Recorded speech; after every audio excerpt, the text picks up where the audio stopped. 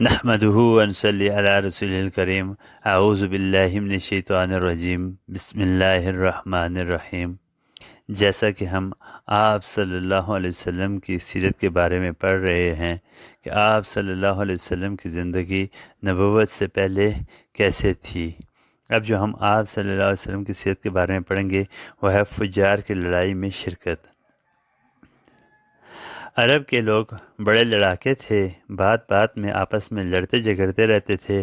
اگر کہیں کسی طرف سے کوئی آدمی مارا گیا تو جب تک اس کا بدلہ نہیں لیتے تھے چین سے نہیں بیٹھتے تھے۔ ایک دفعہ بکر اور تغلب عرب کے دو قبیلوں میں ایک گھوڑ دوڑ کے موقع پر لڑائی ہوئی تو وہ پورے 40 برس تک ہوتی رہی۔ اس قسم کی ایک لڑائی کا نام فجار ہے۔ یہ لڑائی قریش اور قیس کے قبیلوں میں ہوئی تھی۔ قریش کے سب خاندانوں نے اپنی اس قومی لڑائی میں شرکت کی تھی۔ ہر خاندان کا دستہ الگ الگ تھا۔ ہاشم کے خاندان کا جھنڈا عبدالمطلب کے ایک بیٹے زبیر کے ہاتھ میں تھا۔ اس صف میں ہمارے پیغمبر صلی اللہ علیہ وسلم بھی تھے۔ آپ صلی اللہ علیہ وآلہ وسلم بڑے رحم دل تھے، لڑائی جھگڑے کو پسند نہیں فرماتے تھے، اس لیے آپ صلی اللہ علیہ وسلم نے کبھی کسی پر ہاتھ نہیں اٹھایا۔ مظلوموں کی حمایت کا معاہدہ۔ ان لڑائیوں کے سبب سے ملک میں بڑی بے چینی تھی۔ کسی کو چین سے بیٹھنا نصیب نہ ہوتا تھا، نہ کسی کو اپنے اور اپنے عزیز کی جانوں کی خیر نظر آتی تھی۔ ان لڑائیوں میں لوگ بہت مارے جاتے تھے، اس لیے خاندانوں میں بن باپ کے یتیم بچے بہت تھے۔ ان کا کوئی پوچھنے والا نہ تھا۔ ظالم لوگ ان کو ستاتے تھے اور زبردستی ان کا مال کھا جاتے تھے۔ خاندان میں جو کمزور ہوتا اس کا کہیں ٹھکانہ نہ تھا۔ غریبوں پر ہر طرح کا ظلم ہوتا تھا۔ یہ حالت دیکھ کر آپ صلی اللہ علیہ وسلم کا دل دکھتا تھا اور سوچتے تھے کہ اس زور و ظلم کو کیسے روکیں کہ سب لوگ خوش خوش امن و امان سے رہیں۔ عرب کے چند نیک مزاج لوگوں کو پہلے بھی یہ خیال ہوا کہ اس کے لیے چند قبیلے مل کر آپس میں عہد کریں کہ وہ سب مل کر مظلوموں کی مدد کریں گے۔ اس تجویز کے جو پہلے بانی تھے ان کے ناموں میں اتفاق سے فضل کا لفظ تھا، جس کے معنی بھی مہربانی کے ہیں، اس لیے ان کے آپس کے اس عہد کا نام فضل والوں کا قول و قرار رکھا گیا اور اس کو عربی میں حلف الفضول کہتے ہیں۔ فجار کی لڑائی جب ہو چکی تو آپ صلی اللہ علیہ وسلم کے چچا زبیر بن عبدالمطلب نے یہ تجویز پیش کی کہ اس قول و قرار کو جو پہلے کیا جا چکا تھا اور جس کو لوگوں نے بلا دیا تھا پھر سے زندہ کیا جائے۔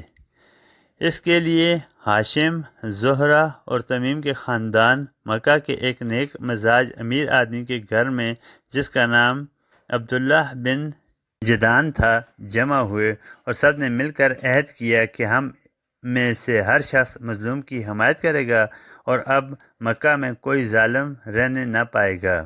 اس معاہدہ میں ہمارے رسول صلی اللہ علیہ وسلم بھی شریک تھے اور بعد میں فرمایا کرتے تھے کہ میں آج بھی اس معاہدے پر عمل کرنے کو تیار ہوں۔ کعبہ کی تعمیر۔ مکہ کا شہر ایسی جگہ بسا ہے جس کے چاروں طرف پہاڑیاں ہیں، انہی کے بیچ میں کعبہ بنا ہے۔ جب زور کا مے برستا ہے پہاڑوں سے پانی بہہ کر شہر کی گلیوں میں بھر جاتا اور گھروں میں گھس جاتا۔ کعبے کی دیواریں نیچے تھیں اور اس پر چھت بھی نہ تھی، اس لیے بہت دفعہ ایسا ہوتا کہ سیلاب سے کعبہ کی عمارت کو نقصان پہنچ جاتا۔ یہ دیکھ کر مکہ والوں کی رائے ہوئی کہ کعبہ کی عمارت پھر سے اونچی اور مضبوط کر کے بنائی جائے۔ اتفاق یہ کہ مکہ کے بندرگاہ پر جس کا نام جدہ تھا، سوداگروں کا ایک جہاز آ کر ٹوٹ گیا تھا۔ قریش کو خبر لگی تو ایک آدمی کو بھیج کر جہاز کے تختے مول لے لیے۔ اب قریش کے سب خاندانوں نے مل کر کعبہ کے بنانے کا کام شروع کیا۔ کعبہ کی پرانی دیوار میں ایک کالا سا پتھر لگا تھا اور اب بھی لگا ہے، اس کو اب بھی کالا پتھر ہی کہتے ہیں۔ اس کا نام عربی میں حجر اسود ہے۔ یہ پتھر عرب کے لوگوں میں بڑا متبرک سمجھا جاتا تھا اور اسلام میں بھی اس کو متبرک مانا جاتا ہے۔ خانہ کعبہ کے چاروں طرف طواف کرتے وقت ہر طواف اسی کے پاس سے شروع کیا جاتا ہے۔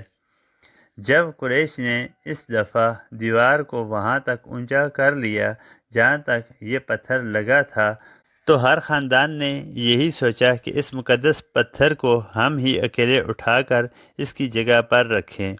نوبت یہاں تک پہنچی کہ تلواریں کھینچ گئیں۔ جب جھگڑا کسی طرح طے نہ ہوا تو قریش کے ایک سب سے بڑے آدمی نے یہ رائے دی کہ کل صبح سویرے جو شخص سب سے پہلے کعبہ میں آئے وہی اپنی رائے سے اس جھگڑے کا فیصلہ کر دے، اور اس کا جو فیصلہ ہو اس کو سب لوگ دل سے مان لیں۔ سب نے اس رائے کو پسند کیا۔ اب اللہ کا کرنا دیکھو کہ صبح سویرے جو سب سے پہلے کعبہ میں پہنچا وہ ہمارے رسول صلی اللہ علیہ وسلم تھے۔ آپ کو دیکھ کر سب خوش ہو گئے۔ آپ صلی اللہ علیہ وسلم نے یہ کیا، ایک چادر منگوا کر اس میں پتھر کو رکھا اور ہر قبیلے کے سردار کو کہا کہ وہ اس چادر کے ایک ایک کونے کو تھام لیں اور اوپر کو اٹھائیں۔ جب پتھر چادر سمیت اپنی جگہ پر آ گیا تو آپ صلی اللہ علیہ وسلم نے اپنے مبارک ہاتھوں سے اس کو اٹھا کر اس کی جگہ پر رکھ دیا، اور اس طرح عرب کی یہ ایک بڑی لڑائی ہمارے رسول صلی اللہ علیہ وسلم کی تدبیر سے رک گئی۔ وآخر دعوانا ان الحمدللہ رب العالمین۔ بقیہ حصہ انشاءاللہ اگلے نشست میں۔ السلام علیکم ورحمۃ اللہ وبرکاتہ۔